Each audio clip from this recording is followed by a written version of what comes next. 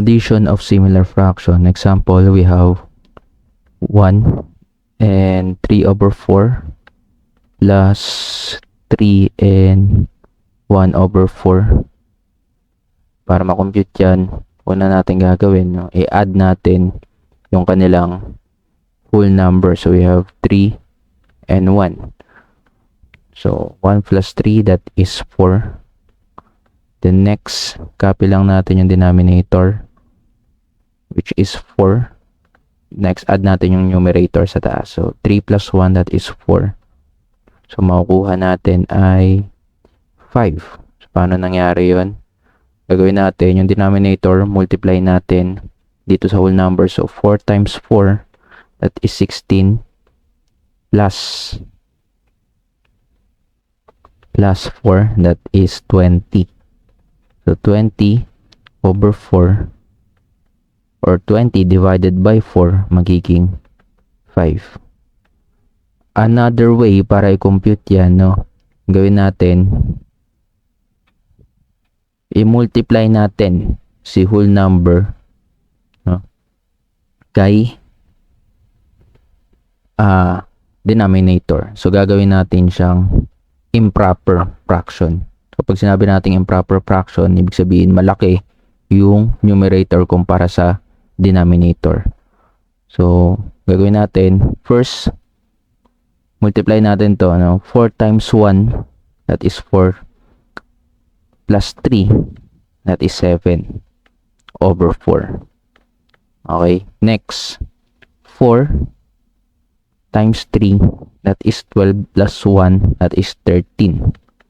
Okay, so magiging 13 over 4. So baka magtaka kayo kung saan nakuha yan, no? Dito siya galing. Okay, next, since same lang naman sila ng denominator, i-add na natin yung kanilang numerator. So we have 7 plus 13, that is 20 over 4. Copy lang yung denominator since pareha sila. So 20 divided by 4, that is 5.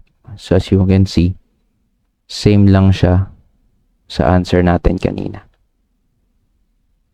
Okay, next example. So we have 5 over 9 plus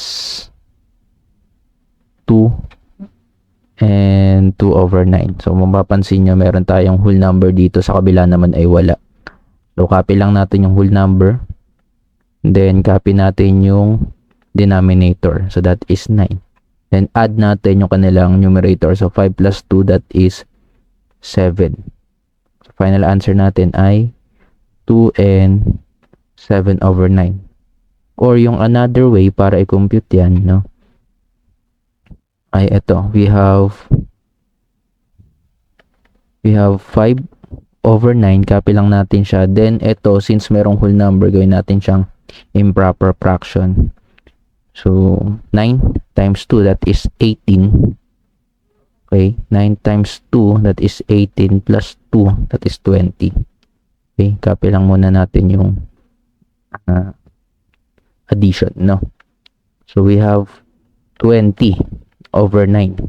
Gagawin natin, add natin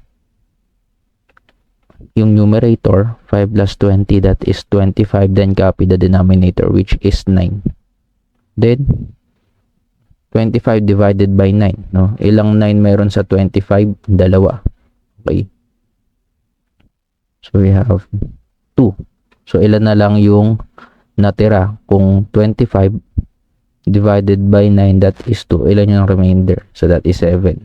Okay, then copy yung denominator. So yung final answer natin ay 2 and 7 over 9.